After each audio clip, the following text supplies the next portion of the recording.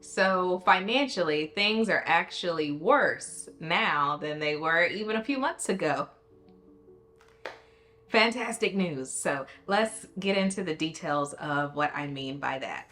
Hey y'all, welcome to my channel. So if you are new here, I create content about personal finance, lifestyle, and anything that meets in like the intersection between life and money. And recently in my life, I was laid off from my job. And since then, I've been documenting my journey of trying to find another job, trying to improve my resume, my portfolio, and also just trying to make like side income along the way until I find another 9 to 5, 40-hour a week job again. So it has been a while since I gave an overall like budget type of video, and things have actually changed since the last time I made a video like this. So I thought, let's sit down and go over my finances.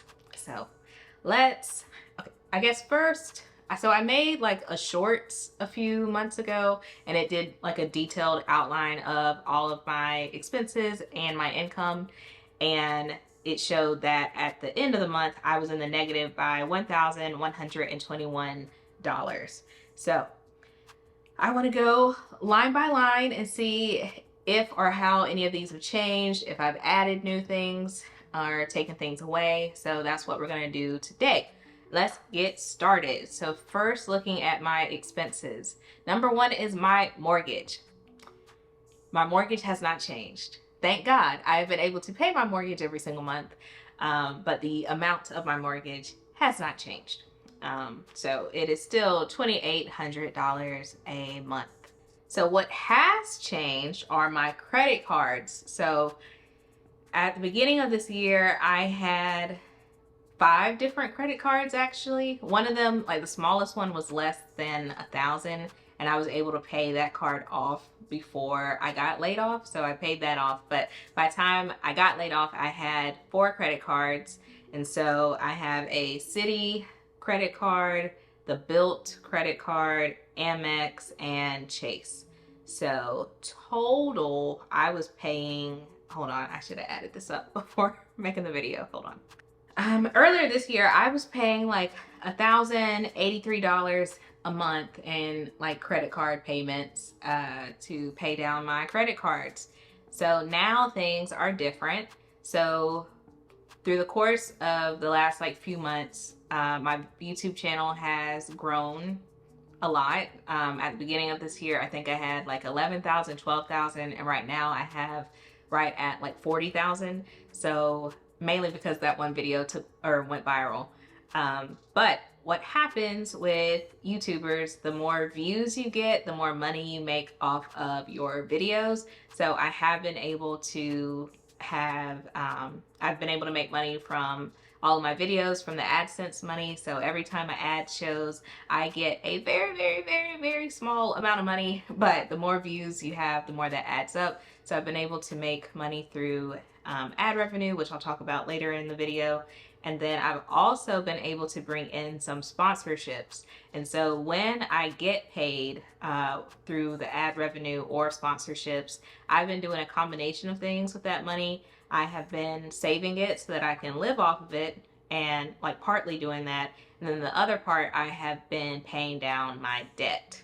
So because credit card payments, they don't care that you get laid off. They don't care that you're unemployed. You got to pay those payments. And I did not want my credit score to go down. So I've been making my minimum payments. And then the extra money that I was making with sponsorships or ad revenue money, I was using that to pay down my smaller credit cards. So I was able to pay a good portion down to the point where I could then transfer the remaining balance from those cards to a card that had a 0% interest rate. So I was able to do that. And now I have just one credit card payment, and that is, hold on, and that has a minimum of like $250, which I thought that when it's a 0% interest, you don't have to pay anything. But I guess saying it out loud, that's not actually true. It just means you're not being charged interest, but you do still have to payments on it. So, but anyway, I now have a payment of $250 that I am paying to my one credit card that is on a 0% interest, and that interest rate will stay the same until April of next year. So that was a big relief to go from like over 1,000 to just 250. That is a big relief for me. So I was happy that I was able to do that, and that saved up a lot of room in my monthly budget. So those are credit cards. Next is student loans. I found out pretty early on that I was able to get my student loans deferred. So my student loans have been deferred since March or April, one of those days or one of those months. So I'm not paying that anymore. And that was $224 that I'm now getting back into my budget. Next is groceries. That is harder for me to estimate, but I was estimating $350 a month, and I still kind of spend like the same amount. So I'm still keeping that at $350.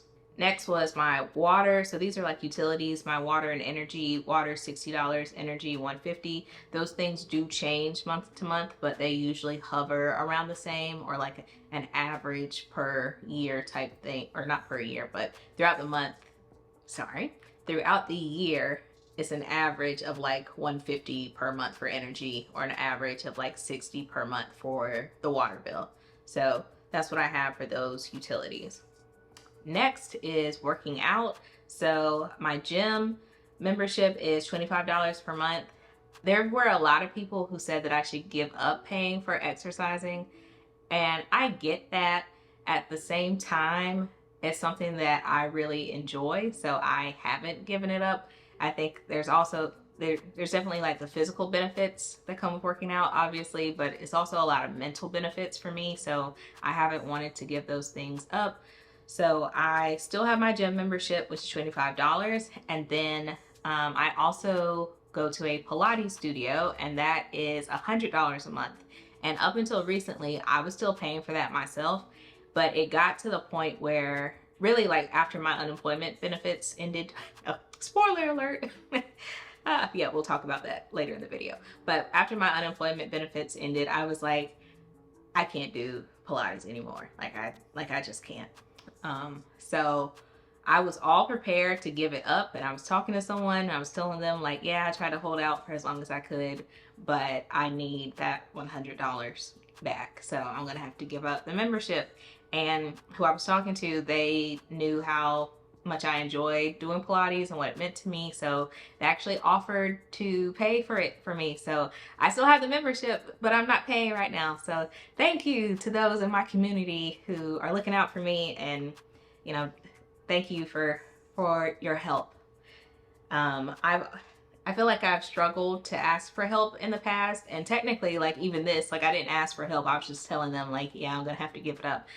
But throughout this process, it's been very humbling, and not only am I learning how to ask for help, but also learning to accept help when it is offered. So I'm very happy about that. I'm happy that I get to save the money, but really happy that I still get to go to the studio and work out, because it really does mean a lot to me. So thank you. If you are watching this video and you know who you are, thank you. Next, my phone bill is still $25 a month. My internet bill, it was $84, and now it's gone up to $90, and I don't like that. I don't like that. The quality of the internet hasn't gone up. They just started charging more for it.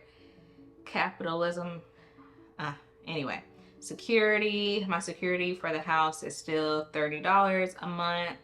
I gave up Apple Music, and I've been like just hopping from streaming service to streaming service to get free music. I had Amazon Music for 3 months. I got like a free trial for that, their like higher tiered plan. So I was using that, but that ended recently, and now I'm moving over to Pandora to have that. Am I saying that right? Yeah, Pandora, the radio one. So I'm using that right now, and if you do their paid tier, you can get you can make like playlists. So it's not just a radio, you can make like curated playlists. So I'm using that right now. And that is my plan, to just keep hopping from music streaming service to streaming service for as long as I can. There's no shame in my game, okay? Apple storage. So I made a whole video talking about that, but I did a digital declutter and I got rid of Apple storage.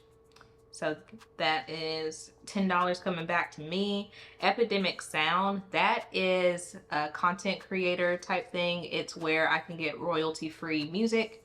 That was $18. When I told them that I wanted to cancel, they gave me a deal for, I could do it for $6 a month for 3 months. But that deal is over now and they got me.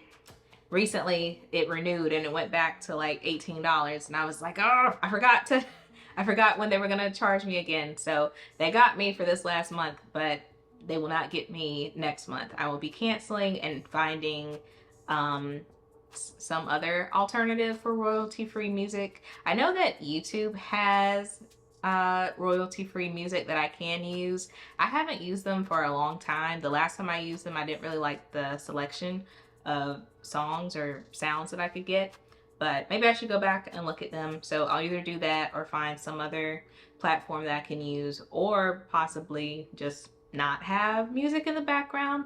Y'all let me know if you're still watching at this point. Let me know in the comments, do you like when I have music in the background? Because a lot of my videos are just like sitting and talking, and to me it kind of makes it like a little more like chill, laid back type thing if I can have like soft instrumental music playing in the background.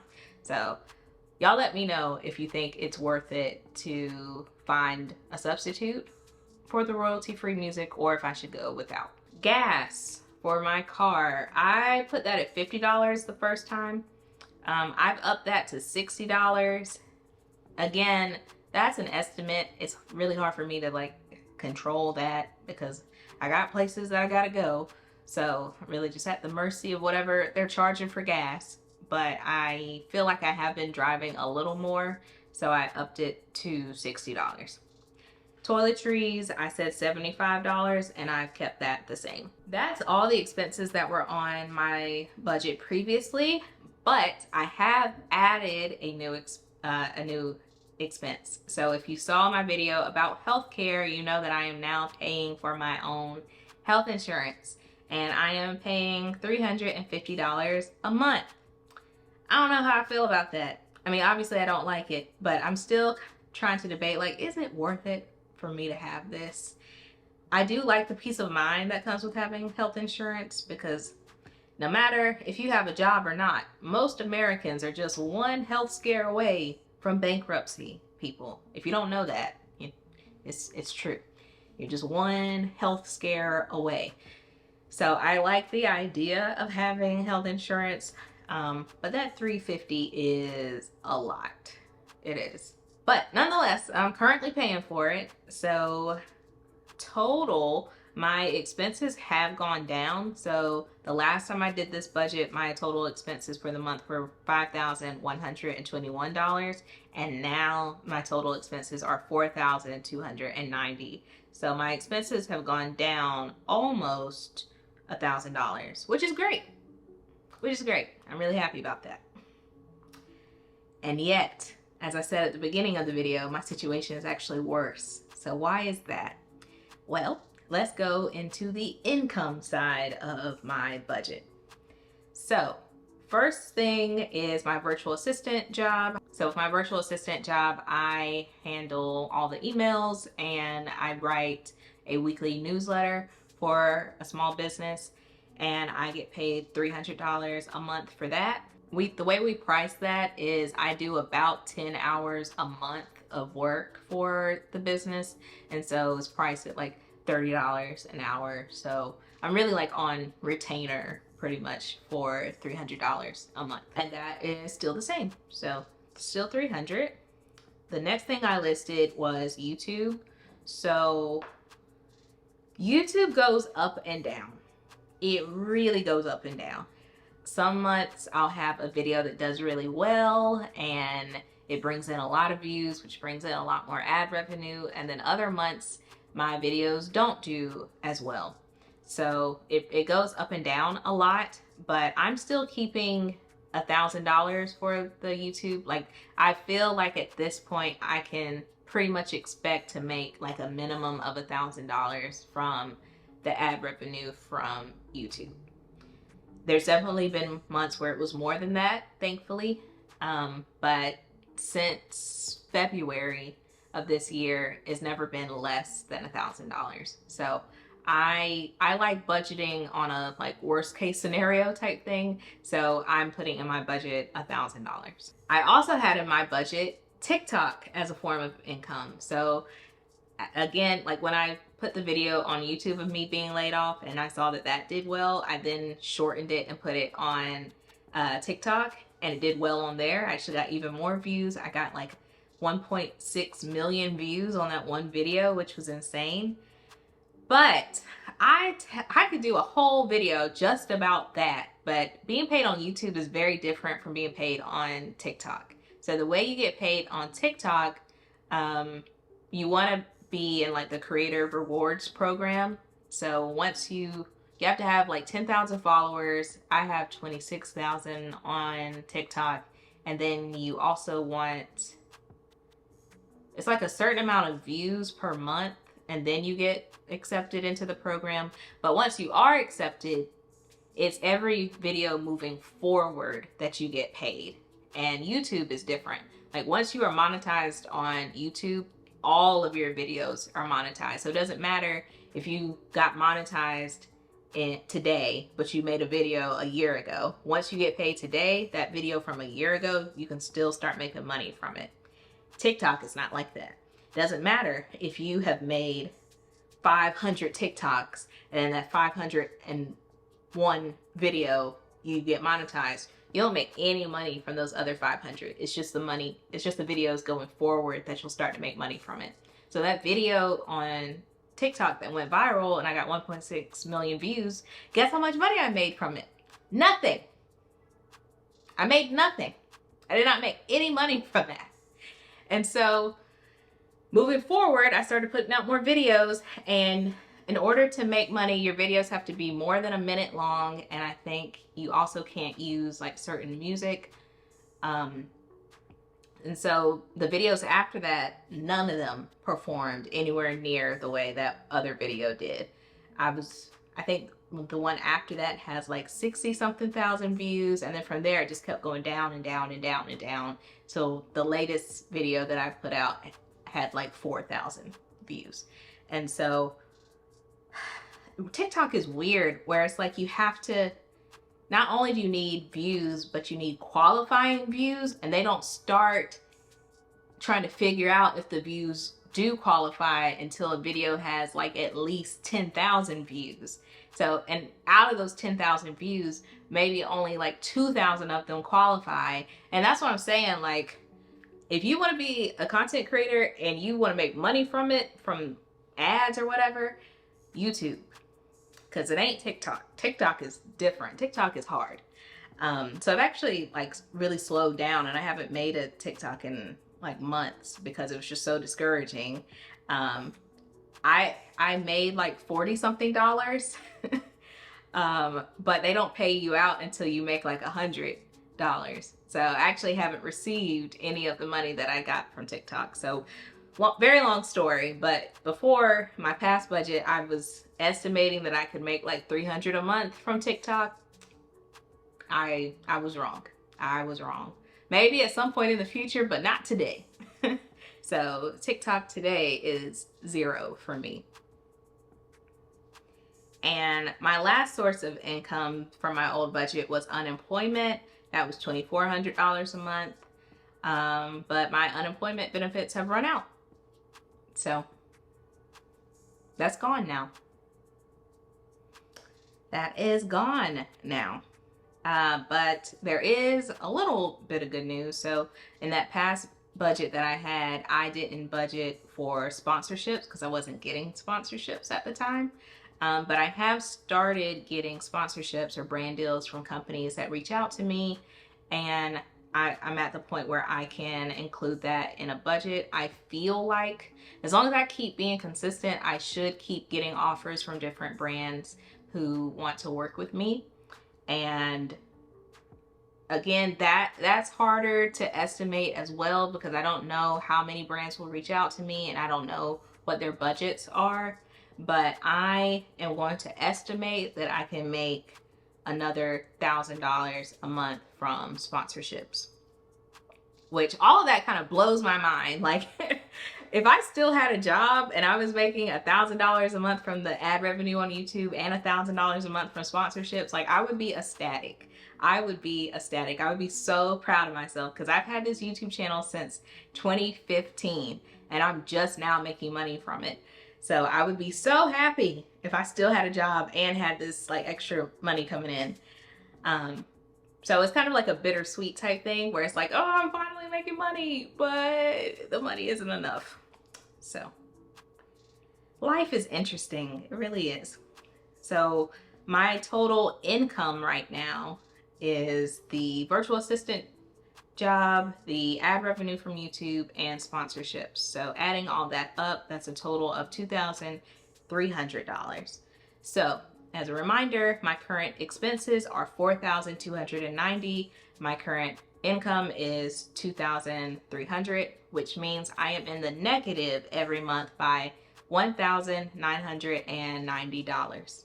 And in comparison to earlier in the year when I made this budget, I was in the negative by $1,121, which means I'm actually even broker than where I started. I am $869 poorer than I started at the beginning of this journey. So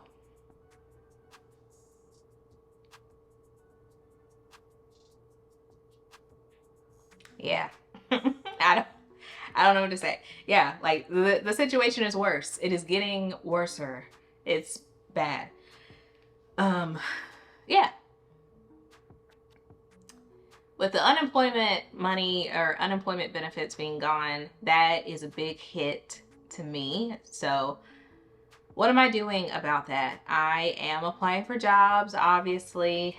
I am networking. I am improving my portfolio, improving my resume.